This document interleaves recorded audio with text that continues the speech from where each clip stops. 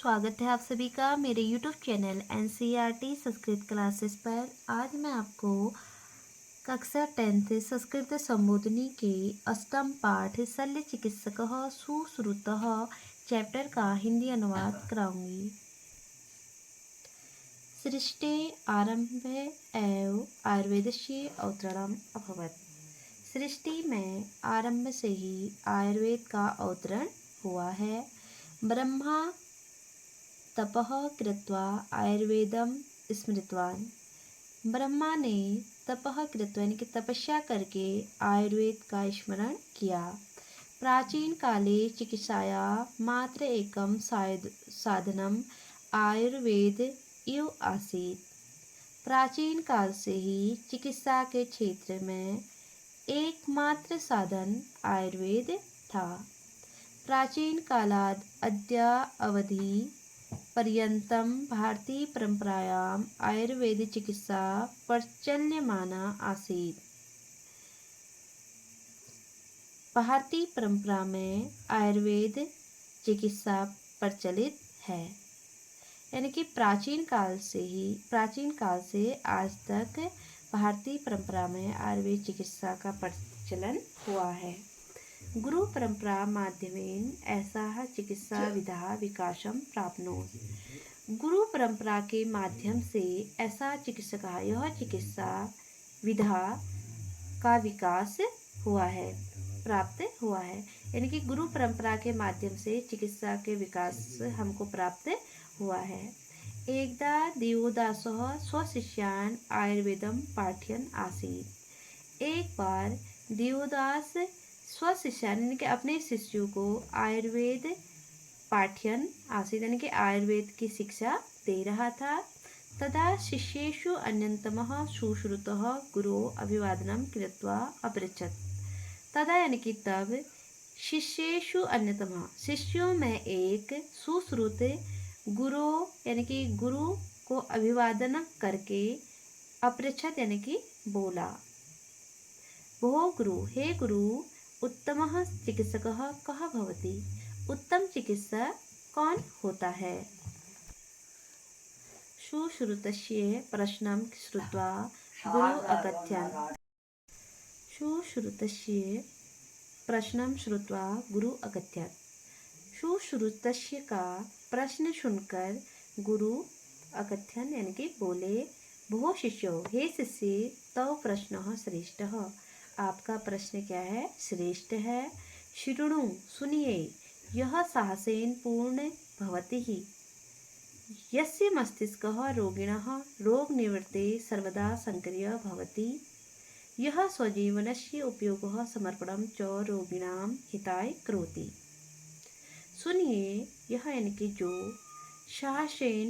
साहसपूर्ण होता है, यस्य मस्तिष्क जिसका मस्तिष्क रोगिण यानी कि रोगियों के रोग निवृत्ति यानी कि रोग के निवारण के लिए सर्वदा सक्रियः भवति सर्वदा सक्रिय रहता है। यह स्वजीवनस्य उपयोगः समर्पणं च रोगिणां हिताय करोति। जो स्वजीवन से यानी कि अपने जीवन का उपयोग समर्पण रोगियों के हित के लिए करता है। रोगिणां चिकित्सा काले यस्य हस्तो नैव कंपते। रोगियों के चिकित्सा काल यानी कि चिकित्सा के समय में यस्य यानी कि जिसके हस्तों यानी कि हाथ नैव कंपते यानी कि नहीं कांपते हैं, न च स्वेदयुतो भवतः न ही जिसके हाथों में पसीना होता है, सः एव उत्तम वैद्यः भवति, वह क्या होता है? उत्तम वैद्य होता है।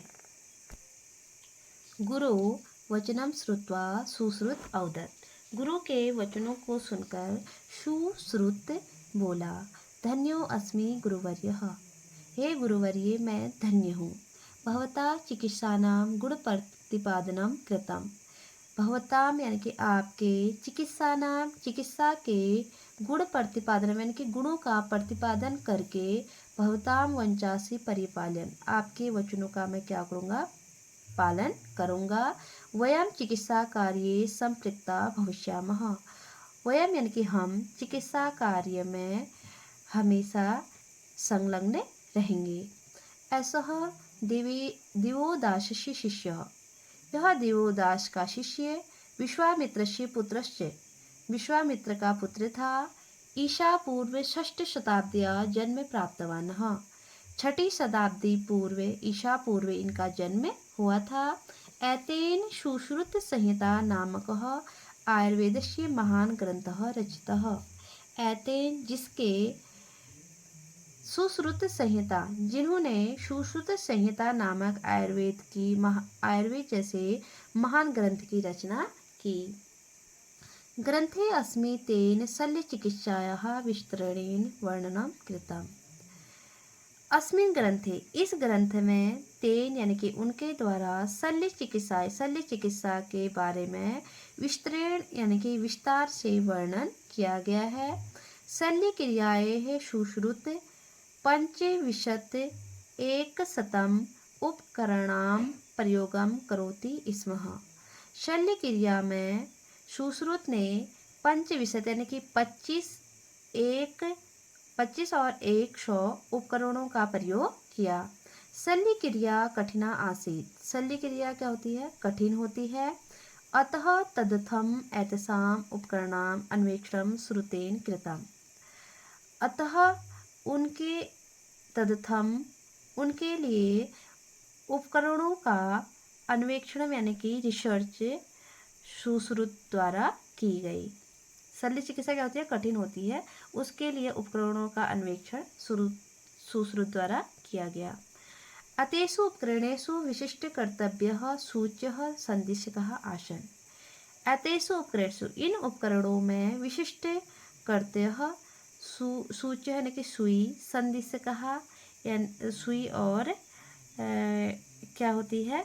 चिमटियाँ होती हैं। सः स्वजीवने 30 शल्य प्रक्रियाणाम् अन्वेषणम् अकरोत्।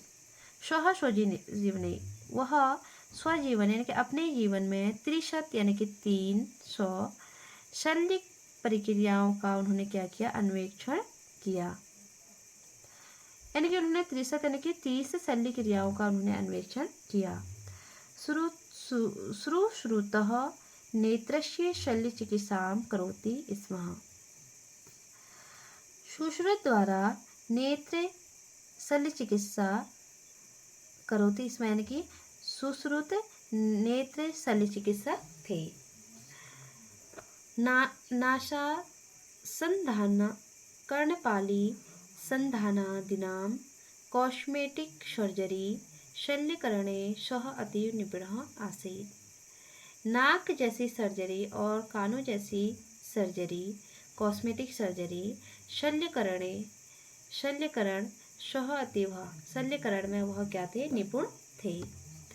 शल्य क्रियायाः प्रसव क्रियान् ज्ञान अपि सह जानति स्म। शल्य क्रिया के साथ प्रसव क्रिया का ज्ञान भी वह जानते थे। भग्ना स्थिनां टूटी हुई हड्डियों को ज्ञाने पुनर्योजने च सह निपुणः आसीत्। टूटी हुई हड्डियों को पुनर्योजने यानी कि पुनः जोड़ने का ज्ञान में भी वह क्या थे? निपुण थे। शल्य क्रिया काले पीड़ा न्यून कर्तुं सह विशेष औषधि प्रदत्ताति स्म। शल्य क्रिया काल में पीड़ा को न्यून कर्तुं यानी कि कम करने के लिए सह यानी कि वह विशेष औषधि भी प्रदान करते थे। अतः औषधयः संज्ञाहरणस्य कार्य कुर्वन्ति स्म। जिस औषधि से संज्ञाहरण से यानी कि जो दर्द होता था उसका क्या हो जाता था? हरण हो जाता था। मतलब वह दर्द को कम कर देती थी। मधुमेहस्य स्थूलस्य च चिकित्सायाः ज्ञानं तेन ध्रियते स्म। मधुमेह जैसे बीमारी के इलाज का भी ज्ञान उनके अंदर था। सुश्रुत श्रेष्ठ शल्य चिकित्सकः तु आसीत् एव। सुश्रुत श्रेष्ठ शल्य चिकित्सक तो थे। सहैव या साथ में सह श्रेष्ठ शिक्षको अपि आसीत्। साथ में वह श्रेष्ठ शिक्षक भी थे। सः स्वशिष्येभ्यः शल्यचिकित्सायाः सिद्धान्तानाम् अपाठयत्। वह स्वशिष्य भी यानी कि अपने शिष्यों को शल्य चिकित्सा का ज्ञान के सिद्धांत पढ़ाते थे। प्रारंभिक अवस्थायां शल्यचिकित्सा अभ्यास सः फलानां शाकानां शिक्षपुत्तलिकानां च प्रयोगं करोति स्म। प्रारंभिक अवस्था में शल्य क्रिया अभ्यास में सः यानी कि वह फलानां फलों में, शाकानां सब्जियों में और कठपुतलियों में प्रयोग कराते थे। मानव शरीरस्य आंतरिक संरचना ज्ञान सः सैव शल्यं कृत्वा स्वशिष्यान् बोधनं कारयति स्म। मानव शरीर के आंतरिक संरचना का ज्ञान कराने के लिए सह यानी कि वह शवे शल्य कृत्वा यानी कि शव का शल्य करके स्वशिष्यान यानी कि अपने शिष्यों को बोध कराते थे। अनेन सह तेन आयुर्वेदस्य अन्य पक्षेषु यथा शारीरिक संरचना, कार्य चिकित्सा, बाल रोग, स्त्री रोग, मनोरोगादिषु अपि स्वयोगदानं प्रदत्तम्। अनेन और भी सह तेन आयुर्वेद, इसके अलावा और भी आयुर्वेद के अन्य पक्षों जैसे शारीरिक संरचना, काय चिकित्सा, बाल रोग, स्त्री रोग, मनोरोगादिषु यानी कि मनोचिकित्सक का भी मनोचिकित्सक में भी स्वयोगदानम अपना योगदान प्रदान करते थे। यानी कि वह शल्य चिकित्सा को छोड़ करके मतलब के साथ साथ अन्य जो रोग होते हैं जैसे बाल रोग, स्त्री रोग और मनोचिकित्सक में भी उन्होंने अपना योगदान दिया था। तस्य एतादृश कार्ये तेन चिकित्सा शास्त्रे महत् योगदानं कृतम्।